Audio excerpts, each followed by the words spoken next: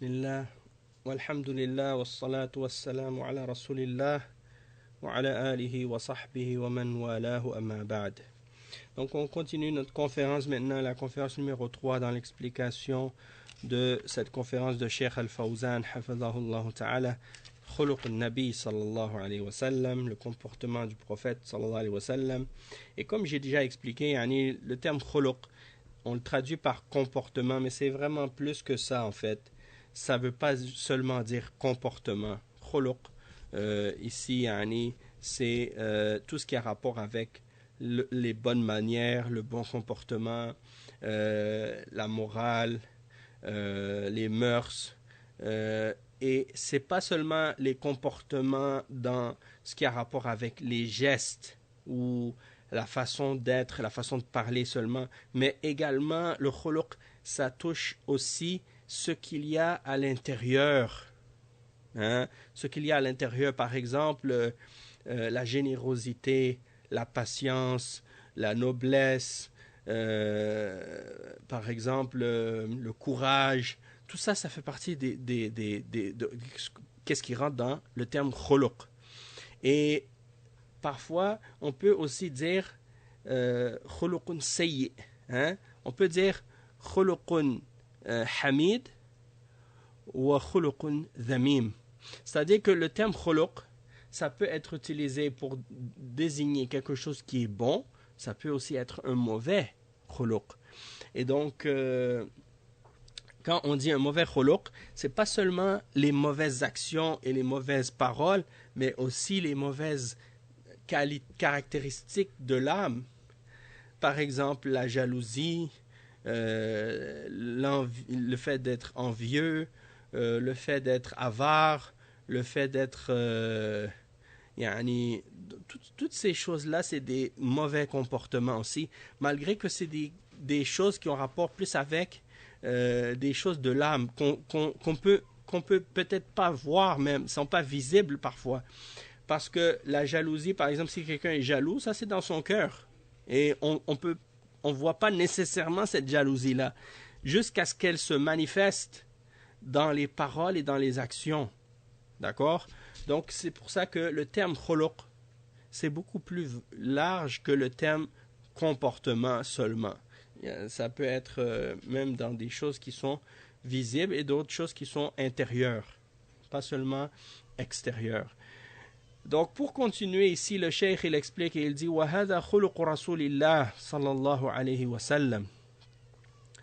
Parce qu'au dernier cours, on a terminé en expliquant l'exemple de Omar ibn al-Khattab radiyallahu anhu, lorsque un homme était venu le voir puis commençait à le critiquer et dire des choses à son sujet. Et il y a un homme qui était le cousin de la personne qui était avec cet homme-là. Il a dit à Omar ibn al-Khattab, détourne-toi de l'ignorant, pardonne et détourne-toi de l'ignorant. Et Omar ibn al-Khattab à ce moment-là, il l'a laissé, il s'est détourné de lui. Donc en voulant dire, ça c'est l'exemple du comportement du prophète sallallahu alayhi wa sallam, d'être indulgent avec les gens et de se détourner de l'ignorant. C'est pas à chaque fois que quelqu'un t'insulte, toi tu lui réponds. À chaque fois que quelqu'un te dit une parole déplaisante, toi tu lui réponds à chaque fois. Il y a des gens comme ça. Et tu marches dans la rue, il y a un kafir qui te dit quelque chose à propos de je sais pas, de ton apparence ou à propos de quelque chose. Et toi, à chaque fois qu'il te dit quelque chose, toi, tout de suite, tu veux lui répondre. À chaque fois, tu veux répondre à chaque moquerie, à chaque insulte, à chaque dénigrement, à chaque chose. Non. Détourne-toi de l'ignorant. Des fois, ça vaut même pas la peine. D'accord? Et donc, ensuite, le cheikh, il donne un autre exemple. Il dit, وَهَذَا خُلُقُ رَسُولِ اللَّهِ صَلَى اللَّهُ عَلَيْهِ وَسَلَّمَ يَقُولُ اللَّهُ لَهُ وَلَا تَسْتَوِي الْحَسَنَةُ وَلَا السَّيِّئَةُ ادْفَعْ بِالَّتِي هِيَ أَحْسَنُ فَإِذَا الَّذِي بَيْنَكَ وَبَيْنَهُ عَدَاوَةٌ كَأَنَّهُ وَلِيٌّ حَمِيمٌ. جاءه يهودي قد داين الرسول صلى الله عليه وسلم يطالبه حقه فأغلظ على النبي صلى الله عليه وسلم القول وقال له كلاما نابيا فهم أصحاب النبي صلى الله عليه وسلم باليهودي أن يبطشوا به فقال دعوه فإن لصاحب الحق مقالا كان الأولى بكم أن تأمروه بالإنذار وأن تأمروني بحسن القضاء مع أنه يهودي ولكن صاحب حق يطلب ماله وحقه. Donc ici le cheikh il explique que le messager d'Allah sallallahu alayhi wa sallam, ça c'était son comportement avec les gens, même avec les kuffars. Et l'exemple que le cheikh il va citer, ça c'est un exemple avec un juif. Et avant ça il cite le verset dans Surat Fussilat, le verset 34, dans lequel Allah subhanahu wa ta'ala dit et le bien et le mal ne sont pas égaux. Hein? Le bien et le mal ne sont pas égaux. Repousse de la meilleure façon. Hein? Repousse le mal de la meilleure façon. Donc, celui avec qui tu as une animosité, hein, si entre toi et lui il y a une animosité quelconque, eh bien, le fait d'avoir repoussé le mal par un bien, eh bien, ça fait en sorte qu'il devient un ami chaleureux. L'animosité qu'il y avait entre vous, elle disparaît à ce moment-là. Pourquoi? Parce que tu ne remets pas à chaque fois que quelqu'un te fait le mal, tu lui remets le mal. D'accord? Et cet exemple-là, dans Surat Fussilat, c'est un exemple vraiment bénéfique pour comprendre qu'est-ce que ça signifie le bon comportement. Hein? Et ensuite, il donne l'exemple justement à ce sujet-là d'un juif qui avait emprunté de l'argent, ou plutôt pas emprunté, mais qui avait prêté de l'argent au messager d'Allah, sallallahu alayhi wa sallam. Et il est venu pour lui demander son argent. Et il a parlé de façon rude avec le messager d'Allah, sallallahu alayhi wa sallam. Alors, à ce moment-là, les compagnons du prophète sallallahu alayhi wa sallam n'ont pas aimé ça et ils ont même voulu, ils avaient même l'intention ou ils ont même pensé à frapper ce juif-là parce que comment il se permet de parler comme ça au messager d'Allah sallallahu alayhi wa sallam. Et le prophète sallallahu alayhi wa sallam, qu'est-ce qu'il a dit à ce moment-là? Il a dit laissez-le. Il a un droit, donc il parle par rapport à son droit. Et il aurait été préférable pour vous de lui ordonner d'attendre et d'être patient et de me conseiller à moi de régler mes affaires bien avec ce juif-là. Mais il dit parce que la personne qui a un droit, il a le droit de demander son argent, c'est son droit à lui.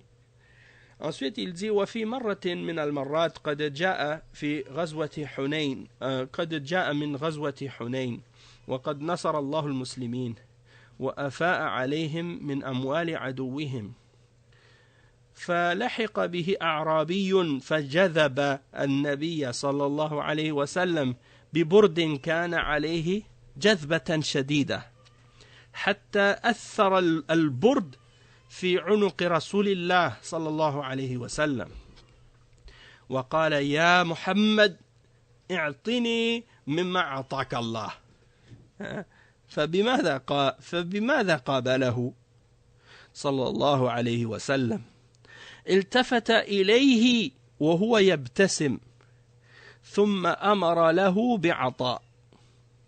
Subhanallah. Et ça c'est un hadith qui est rapporté par Al-Bukhari et Muslim. Il dit, le cheikh, une fois, qu'est-ce qui est arrivé? C'est que le prophète sallallahu alayhi wa sallam est revenu à Médine,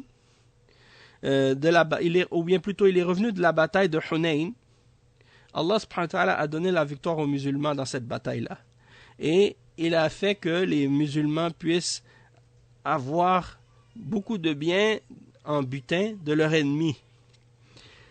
Et donc, quand il est revenu, il y a un arabe parmi les bédouins qui est venu et il a vu le prophète sallallahu alayhi wa sallam.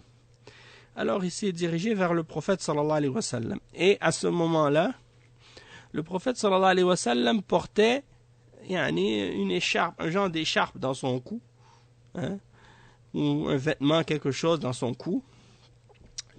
Et qu'est-ce qu'il a fait ce bédouin, subhanallah, parce que une des caractéristiques parmi les caractéristiques des Bédouins, c'est leur dureté. Les Bédouins sont connus comme étant des gens qui sont un peu rudes dans leur manière. Pourquoi? Parce que ce ne sont pas des gens qui vivent en ville. Donc leur comportement, il n'est pas raffiné, il n'est pas... ils connaissent pas en fait les règles de bienséance et comment on doit se comporter avec les autres. Ils sont un peu rudes, surtout que beaucoup d'entre eux, par exemple, ils vivent avec les chameaux, donc ils ont ce tempérament-là. Hein, à force d'être avec les animaux, peut-être que ça a un petit peu, comme on dit, déteint sur eux et sur leur tempérament. Alors, le prophète sallallahu alayhi wa sallam, il comprend ça et il sait ça. Alors, quand il voit le bédouin qui arrive, hein, et il lui dit, hein, le bédouin, qu'est-ce qu'il fait? Il prend son écharpe qui était dans le cou, il prend l'écharpe qui était dans le cou du prophète sallallahu alayhi wa sallam et il tire dessus.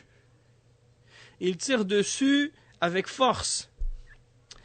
Et il dit, ô Muhammad, donne-moi de ce que Allah t'a donné.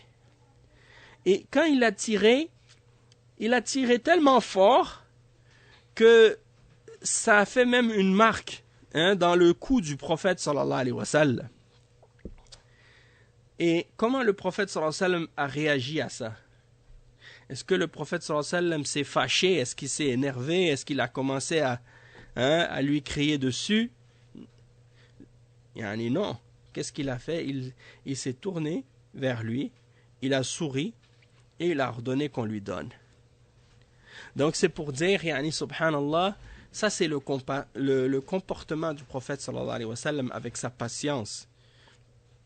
Il dit ensuite, وَهَذِهِ نَمُوذَجْ من أخلاقه صلى الله عليه وسلم وتعامله مع من أساء إليه وهذه مواقفه مع الكفار أما موقفه مع المؤمنين فهي كما ذكر الله جل وعلا بالمؤمنين رؤوف رحيم كما قال تعالى محمد رسول الله والذين معه أشداء على الكفار هذا من حرصه على دعوة الكفار مع أنهم أعداؤه وخصومه الإداء كان يحب لهم الخير ويحب لهم الهداية ويبذل الشيء الكثير من جهده وتعبه في هدايتهم ولا ييأس ومن ذلك أن صناديد الكفار طلبوا من النبي صلى الله عليه وسلم أن يجلس معهم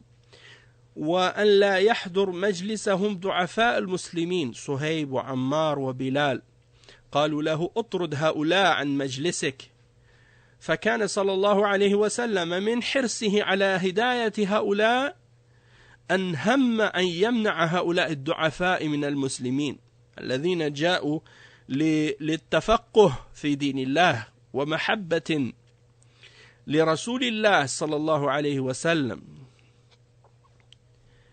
أي نعم. ولكن الرسول صلى الله عليه وسلم رأى أن المصلحة في أن يمنعهم من حضور مجلسه مع هؤلاء الأكابر من قريش رجاء أن يهديهم الله فأنزل الله قوله تعالى ولا تطرد الذين يدعون ربهم بالغداة والعشي يريدون وجهه ما عليك من حسابهم من شيء وما من حسابك عليهم من شيء فتطردهم فتكون من الظالمين. Donc ici le cheikh il explique que qu'est-ce qu'on a mentionné dans le cours précédent et aujourd'hui qu'est-ce qu'on a mentionné dans l'exemple qu'on a cité encore.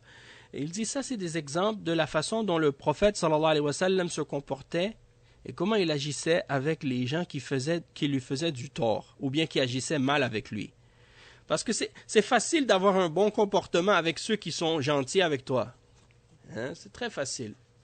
Mais d'avoir un bon comportement envers ceux qui sont méchants avec toi ou qui agissent mal avec toi, ça c'est ça qui demande un bon comportement en réalité.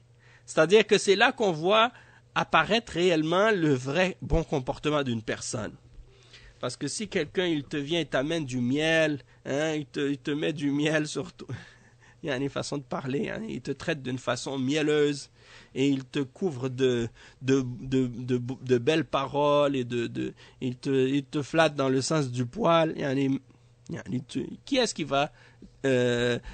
qui va pas aimer ça, hein? Ou qui est-ce qui agirait mal envers quelqu'un qui serait comme ça avec lui? Mais d'agir comme ça, d'agir envers quelqu'un qui est justement, qui a un caractère détestable et qui agit mal avec toi, et de malgré tout d'être patient et d'être endurant et d'être capable de bien agir avec cette personne-là malgré ça, ça demande vraiment un bon comportement. Et même avec les kuffars, le prophète sallallahu alayhi wa sallam, on a vu des exemples comment il a agi avec eux. Et il dit, en ce qui concerne le comportement du prophète sallallahu alayhi wa sallam avec les croyants, eh bien c'est tel que Allah subhanahu wa ta'ala l'a mentionné dans le verset, comme par exemple le verset 128 dans Surat At-Tawbah, lorsque Allah subhanahu wa ta'ala il dit justement qu'il était plein de compassion et miséricordieux envers les croyants. Et le verset 29 dans Surat Al-Fath, dans lequel Allah subhanahu wa ta'ala dit, ce qui signifie, et Muhammad est le messager d'Allah, et ceux qui sont avec lui sont durs envers les kuffars. Et cette dureté envers les kuffars, c'est pourquoi? C'est parce qu'ils veulent les inviter à l'islam, et ils veulent à tout prix leur bien. D'accord? Donc, ils ont cette dureté-là envers eux à cause de ça, parce qu'ils veulent l'islam pour eux. Alors que ce sont des ennemis et des opposants acharnés contre l'islam et les musulmans, mais malgré ça, ils aimaient le bien pour eux et ils voulaient la guidance pour eux et ils faisaient tout ce qu'ils pouvaient pour essayer de faire en sorte de les amener à la guidance, et ils ne perdaient jamais l'espoir de les voir se convertir à l'islam, et ils ne se fatiguaient jamais dans la tentative d'essayer de les guider vers l'islam. Pourquoi? Parce que peu importe comment quelqu'un peut détester l'islam, et peu importe comment quelqu'un peut tout faire pour essayer d'opposer l'islam. Beaucoup d'entre les mouchriquines à l'époque du prophète sallallahu alayhi wa sallam, qui ont tué même des musulmans parfois, qui ont combattu contre des musulmans, à un moment donné, le prophète sallallahu alayhi wa sallam leur a fait la da'wa et ils se sont convertis à l'islam. Allah les a guidés malgré tout. Donc s'il est capable de guider ces gens-là, il est capable de guider qui il veut, subhanahu wa ta'ala. Et même quand on parle aujourd'hui de Khalid ibn al-Walid, on dit radiyallahu anhu, on l'appelle Sayfullah, l'épée d'Allah, et on dit qu'Allah soit satisfait de lui, alors qu'à la bataille de Uhud, il a tué à cette époque-là, il n'était pas musulman encore, il a combattu les Sahaba, il a combattu le prophète sallallahu alayhi wa sallam, et peut-être même qu'il avait tué des musulmans. Mais du moment qu'il s'est converti à l'islam et qu'il est devenu croyant, tout ça c'est parti, tout ça c'est effacé. Et donc c'est pour dire que le prophète sallallahu alayhi wa sallam n'a jamais perdu l'espoir, il ne s'est jamais fatigué de les inviter à l'islam. Et c'est ainsi qu'il était avec les têtes des kuffars. Il essayait toujours de les appeler à l'islam et il cherchait toujours à les rapprocher à l'islam. Et un jour, les têtes des kuffars l'ont invité justement pour qu'il s'assoie avec eux. Et ils ont remarqué que le prophète sallallahu alayhi wa sallam avait des compagnons parmi lesquels certains d'entre eux étaient parmi les esclaves. Alhamdulillah.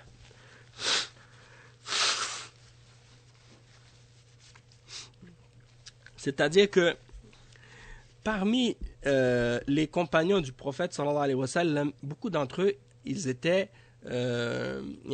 certains d'entre eux étaient des esclaves, ou ils ne faisaient pas partie des gens puissants de la Mecque. Ce n'étaient pas des gens qui faisaient partie des familles puissantes et fortes, qui avaient un respect ou un poids dans la société de la Mecque.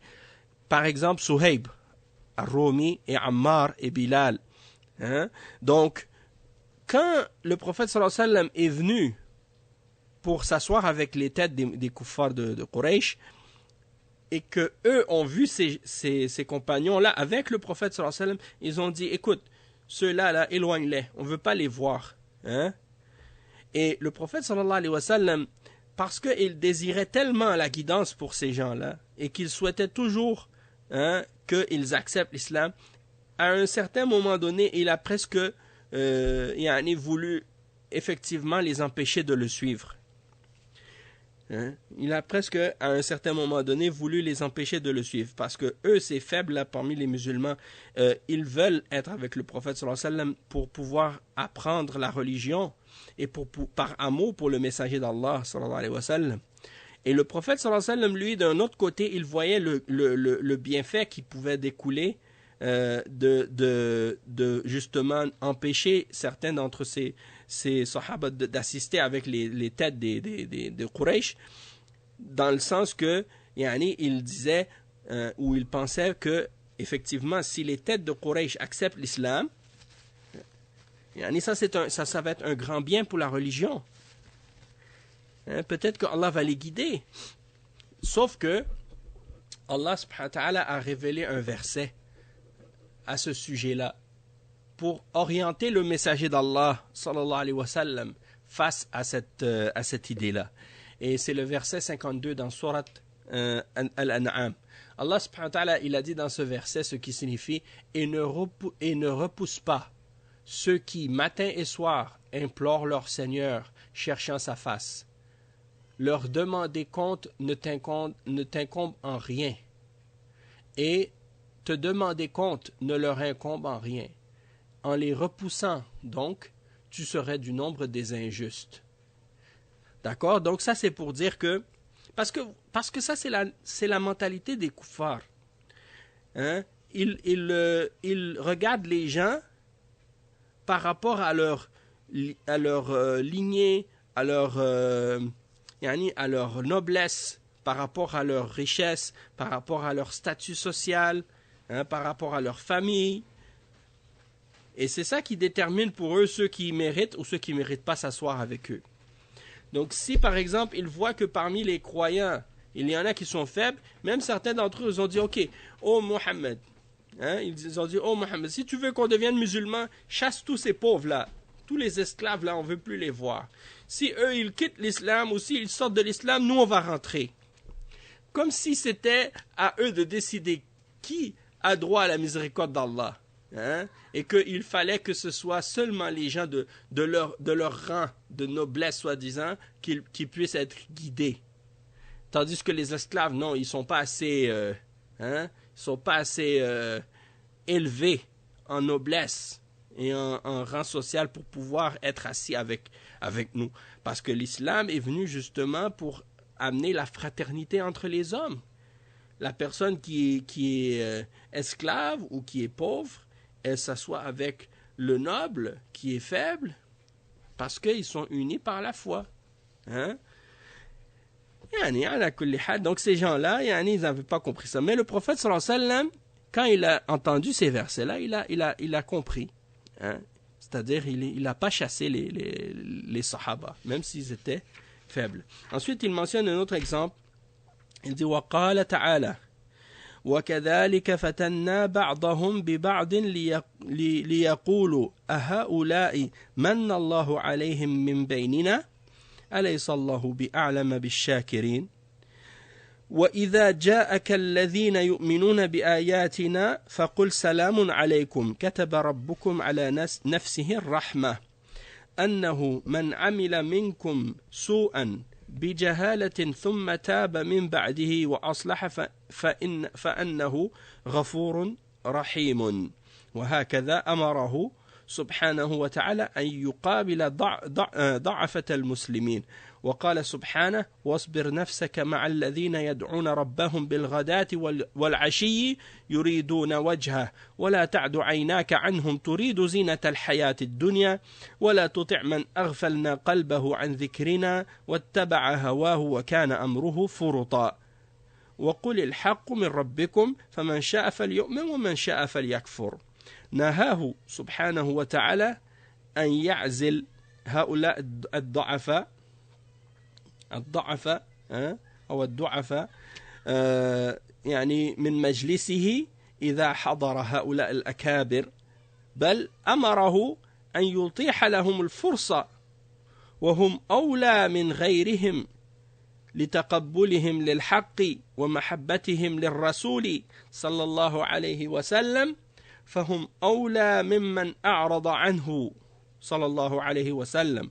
وكان في مرة يخاطب هؤلاء الأكابر من قريش طمعا في هدايتهم فجاء عبد الله بن أم مكتوم الأعمى يسأل النبي صلى الله عليه وسلم فكأن النبي صلى الله عليه وسلم كره مجيئه في هذه الحالة أو في هذه اللحظة ليتفرغ لدعوة هؤلاء فعاتبه الله فعاتبه في ذلك ربه. قال الله سبحانه وتعالى يعني بسم الله الرحمن الرحيم عبس وتولى أن جاءه الأعمى وما يدريك لعله يزكى أو يذكر فتنفعه الذكرى. هذه صفة عبد الله بن أم مكتوم رضي الله عنهما. أما من استغنى هذه صفة هؤلاء الكفار قال تعالى أما من استغنى فأنت له تصدى وما عليك ألا يزكى وأما من جاءك يسعى وهو يخشى فأنت عنه تلهى. فهذا كله توجيه من الله سبحانه وتعالى لنبيه صلى الله عليه وسلم. Donc ici le cheikh il explique que donc Allah subhanahu wa ta'ala il a également mentionné dans les versets 53 et 54 dans Surat Al-An'am, c'est-à-dire les versets suivants après celui qu'on vient de lire, c'était le verset 52, et ne repousse pas ceux qui matin et soir implorent leur Seigneur cherchant sa face, leur demander compte ne t'incombe en rien et te demander compte ne leur incombe en rien. En les repoussant, donc, tu serais du nombre des injustes. Ainsi éprouvons-nous les gens les uns par les autres, afin qu'ils disent est-ce là ceux que Allah a favorisés parmi nous? C'est-à-dire, les gens de Quraysh, c'est ça ce qu'ils disaient. Eux, ils pensaient, nous, on est les nobles, on est les puissants, on est les haut placés. On est les gens avec le statut élevé dans la société et dans les tribus. Notre sang est un sang noble. Est-ce que Allah ne nous guide pas et il guide ces gens-là, ces esclaves ou ces gens qui sont des gens de d'autres peuples, et il nous oublie nous? Allah subhanahu wa ta'ala, qu'est-ce qu'il a répondu à ça? Il dit ensuite, n'est-ce pas Allah qui sait le mieux lesquels sont reconnaissants? Allah il connaît mieux ceux qui sont reconnaissants.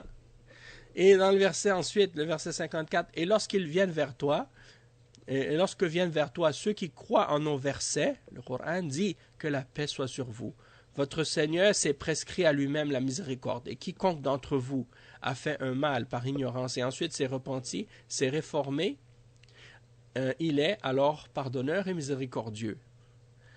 Et ça c'est donc les versets 53 et 54. Et ensuite le cheikh il dit donc Allah subhanahu wa ta'ala il a donc ordonné à son messager sallallahu alayhi wa sallam d'accepter les faibles parmi les musulmans et de ne pas les chasser.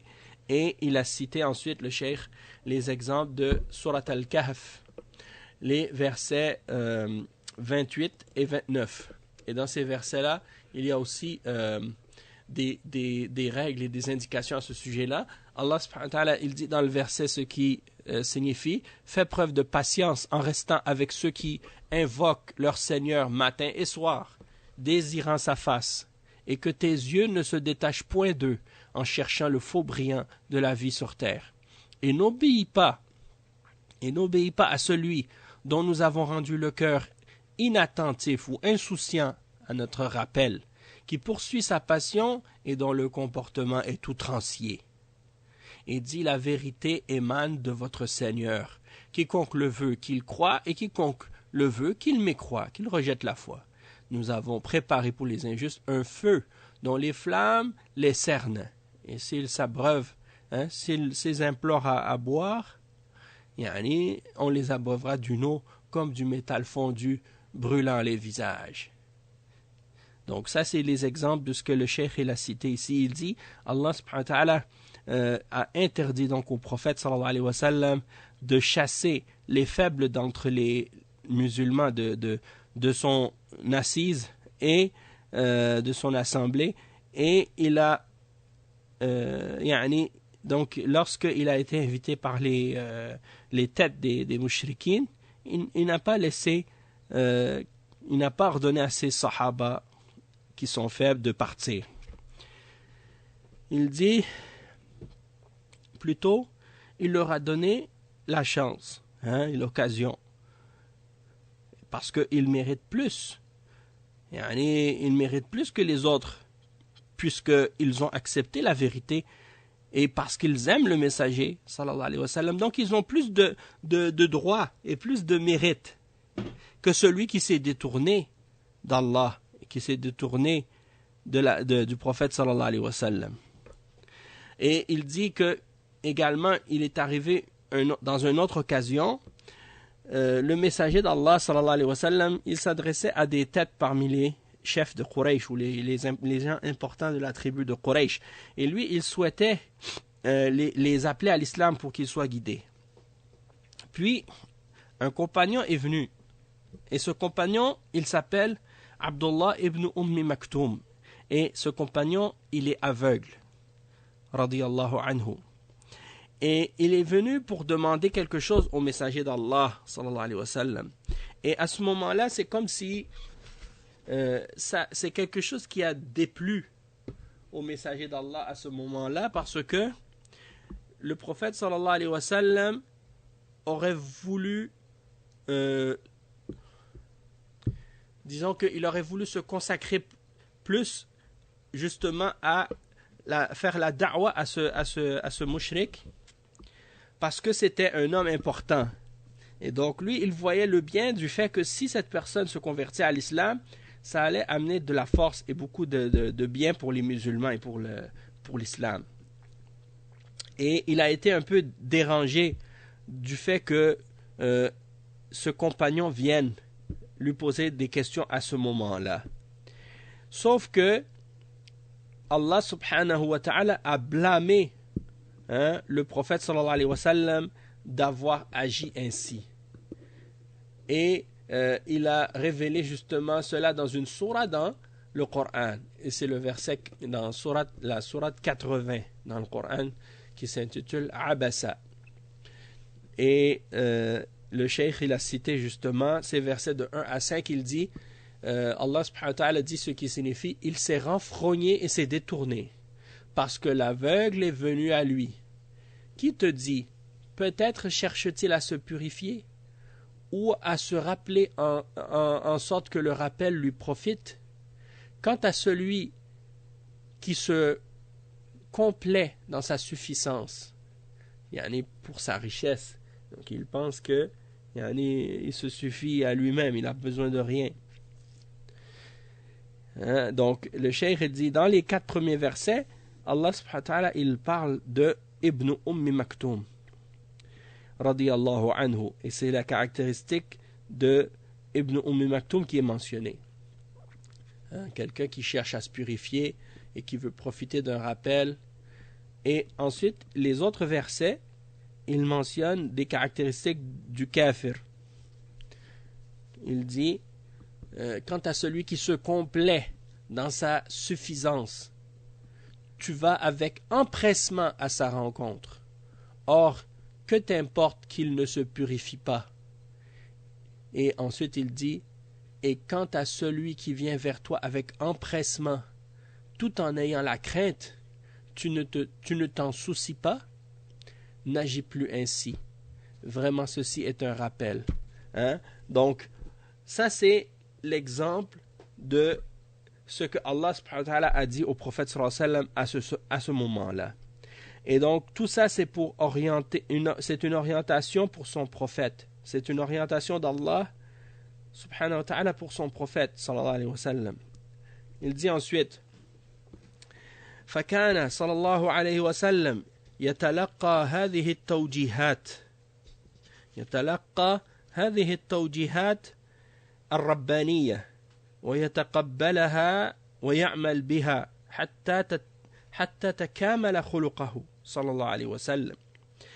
وهذا تعامله مع المؤمنين وتعامله مع الجهال الذين يخطئون عن جهل. ما كان صلى الله عليه وسلم يقابلهم بالعنف والشدة، بل كان يقابلهم باللطافة والرقة والمحبة ويوجههم إلى الصواب. Donc le cheikh il dit, le prophète sallallahu alayhi wa sallam, il acceptait donc ces orientations divines et il les acceptait et il les prenait et il les appliquait pour compléter et parfaire son comportement. Et c'est ainsi que le prophète sallallahu alayhi wa sallam agissait envers les croyants. De même qu'il agissait également bien avec les ignorants, ceux qui faisaient des erreurs par ignorance. Et il ne les recevait pas avec agressivité ou avec dureté. Plutôt, il les accueillait avec douceur, avec affection, avec tendresse, avec amour. Et il les orientait vers le bien. Et il dit وفي مرة كان النبي صلى الله عليه وسلم جادا مع أصحابه إذ جاء أعرابي من البادية ما تعلم آداب المسجد ولا يعرف آداب المدن وآداب الحاضرة بل باق على أخلاق البادية، جاء إلى النبي صلى الله عليه وسلم وأصحابه وهم في المسجد، ثم لم يلبث أن بال من ناحية المسجد يبول عند الرسول صلى الله عليه وسلم وعند الصحابة وفي بيت من بيوت الله، بل في أشرف بيوت الله بعد مسجد الحرام وهو المسجد النبوي. الأمر فظيع. فهم أصحاب رسول الله صلى الله عليه وسلم بهذا الأعرابي أن يبطشوا به، فقال النبي صلى الله عليه وسلم دعوه حتى يكمل بوله، ما تركهم يقيمونه وهو يبول، لأن هذا أولا يضر الأعرابي، يضر الأعرابية، نعم، ويضر الإنسان إذا شرع في بوله ثم قطع البول، يضره صحيا. ثانيا أن هذا فيه نشر للنجاسة في المسجد، فقد تقدم الرجل وهو يتقاطر بوله، فبدلا من أن يكون البول في موضع واضح صار في مواضع. والنبي صلى الله عليه وسلم أمر بإلقائه على حالته حتى يكمل بوله. هذا حلم عظيم وخلق عظيم. Donc ici le Cheikh Al-Fawzan hafidhahullah ta'ala, il dit une fois le prophète sallallahu alayhi wa sallam était assis avec ses compagnons en train de parler et un bédouin est rentré. Un bédouin, il n'a pas appris les règles encore de comment on se comporte à la mosquée, comment on doit agir à la mosquée. Et il ne connaît pas non plus les règles de façon comment on se comporte en ville. Les règles de la civilisation, il ne connaît pas. Parce que lui, il est élevé sur les comportements du désert. Et dans le désert, tu es tout seul dans le désert. Il n'y a que le sable autour de toi, il n'y a rien. Il n'y a pas de toutes sortes de règles, de conventions, de limites. Tu veux uriner, tu urines dans le sable, n'importe où. Il n'y a pas une toilette ou un endroit spécial pour aller uriner. Tu es dans le désert, tu es dans le désert. C'est des nomades. Ils se déplacent d'un endroit à l'autre. Donc il arrive à Médine, il ne connaît pas les règles. Alors il rentre dans la mosquée, il vient voir le prophète sallallahu alayhi wa sallam et les compagnons qui sont là-bas. Puis il s'en va dans un des coins de la mosquée, puis il commence à uriner dans la mosquée. Là où sont les compagnons et le prophète sallallahu alayhi wa sallam. Et dans une des maisons parmi les maisons d'Allah. Et c'est pas n'importe quelle parmi les maisons d'Allah, c'est une des plus nobles, une des plus respectées. C'est la mosquée du prophète sallallahu alayhi wa sallam. La meilleure mosquée après la mosquée sacrée de la Mecque. Alors l'affaire est grave. Et les compagnons du prophète sallallahu alayhi wa sallam à ce moment-là ont même eu envie de le frapper, yani, subhanallah. Mais le prophète sallallahu alayhi wa sallam a dit, laissez-le jusqu'à ce qu'il termine. Laissez-le terminer d'uriner. Yani, il les a pas laissés sauter sur le bédouin là. Parce que, premièrement, s'il commence à frapper le bédouin ou commence à l'arrêter pendant qu'il est en train d'uriner, déjà, premièrement, c'est mauvais sur le plan de la santé d'arrêter d'uriner en plein milieu en plein milieu que tu es en train de faire tes besoins ou tu es en train d'uriner, puis là tout d'un coup quelque chose qui vient te bousculer pendant que toi tu es en train d'uriner, ça peut te faire mal, ça peut te faire du tort. Ça c'est de un. Deuxièmement, si le bédouin il est en train d'uriner dans un des coins de la mosquée et que les gens viennent pour le bousculer ou bien pour le frapper pendant qu'il est en train d'uriner, ben, à la base, quand il urine dans le coin, au moins on voit l'urine, on voit que c'est dans un endroit seulement. L'urine est concentrée dans un coin en particulier.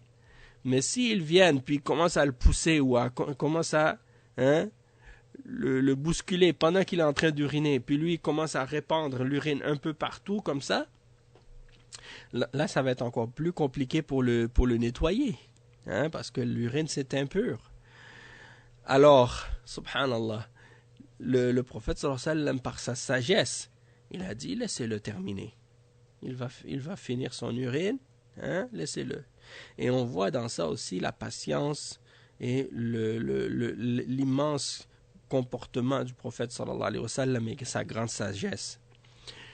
Et lorsqu'il a terminé, le cheikh il dit فَلَمَّا فَرِغَ من بوله أمر النبي صلى الله عليه وسلم بذنوب أي دلو من ماء فأهريق عليه على بوله فالرسول صلى الله عليه وسلم عالج الموقف بحكمة وخلق عظيم ففيه حسن خلق مع الجاهل وفيه حفاظ على حرمة المسجد وفيه كف لأصحابه أن يتسرعوا. Donc il dit le cheikh, donc il l'a laissé terminer son urine, il a terminé le bédouin, il l'a laissé terminer le bédouin, et après il a dit allez prendre un seau d'eau et venez vider le seau d'eau sur l'endroit où il a uriné. Et ensuite, donc ça c'est un exemple comment le messager d'Allah sallallahu alayhi wa sallam a remédié à cette situation avec sagesse et avec un noble comportement. Et il y a aussi comment on doit agir avec un bon comportement envers l'ignorant. Et également, de respecter et de garder l'aspect sacré de la mosquée. Et également de stopper les compagnons, de les empêcher de rentrer dans des luttes avec des gens dans la mosquée. Donc, il y avait beaucoup de sagesse et beaucoup de bien dans tout ça. Ensuite, le cheikh il dit وهذا نموذج من أخلاقه صلى الله عليه وسلم فعلى الآمرين بالمعروف والناهين عن المنكر والدعاة إلى الله سبحانه وتعالى أن يعالجوا أخطاء الناس كما عالجها النبي صلى الله عليه وسلم حتى تحصل المصالح وتندفع المفاسد. Et il dit donc que le cheikh il dit donc que ça c'est un exemple du comportement du prophète sallallahu alayhi wa sallam, et donc ceux qui ordonnent le bien et qui interdisent le mal, ils doivent se baser sur cet exemple. Donc ceux qui invitent à Allah et qui font la da'wa, ils doivent apprendre à remédier aux erreurs des gens, et de les remédier de la même façon que le prophète sallallahu alayhi wa sallam l'a fait, pour qu'il y ait justement un plus grand bien, et pour être capable de repousser tout ce qui est mauvais et néfaste. Et il dit ensuite وفي الحديث عن معاوية ابن الحكم السلمي قال بين أنا أصلي مع رسول الله صلى الله عليه وسلم إذ عطس رجل من القوم فقلت يرحمك الله فرماني القوم بأبصارهم فقلت وثقل أمياه يعني ما شأنكم تنظرون إلي فجعلوا يضربون بأيديهم على أفخاذهم فلما رأيتهم يصمتونني لكني سكت فلما صلى رسول الله صلى الله عليه وسلم فبأبي هو وأمي ما رأيت معلما قبله ولا بعده ما رأيت معلما قبله ولا بعده أحسن تعليما منه فوالله ما كهرني ولا ضربني ولا شتمني قال إن هذه الصلاة لا يصلح فيها شيء من كلام الناس إنما هو التسبيح والتكبير وقراءة القرآن. وهكذا كان صلى الله عليه وسلم يعلم الجاهلين بالحكمة والرحمة والرفق حتى يؤثر فيهم، وحتى يعني يقبل دعوته كل من عامله صلى الله عليه وسلم هذا التعامل الطيب. وهكذا يجب على المعلمين وعلى الدعاة أن يقتدوا برسول الله صلى الله عليه وسلم في أخلاقه وفي أعماله وفي أقواله صلى الله عليه وسلم، فمن اقتدى به فإنه يكون على طريقته وعلى منهجه صلى الله عليه وسلم. فالذين آمنوا به وعزروه ونصروه واتبعوا النور الذي أنزل معه أولئك هم المفلحون. Donc le cheikh il explique ensuite que l'exemple aussi, on a un exemple dans le hadith de Muawiyah ibn al-Hakam al-Sulami. Il dit, lorsque nous étions en train de faire la salat avec le messager d'Allah sallallahu alayhi wa sallam, il y a un homme dans les rangs qui a éternué.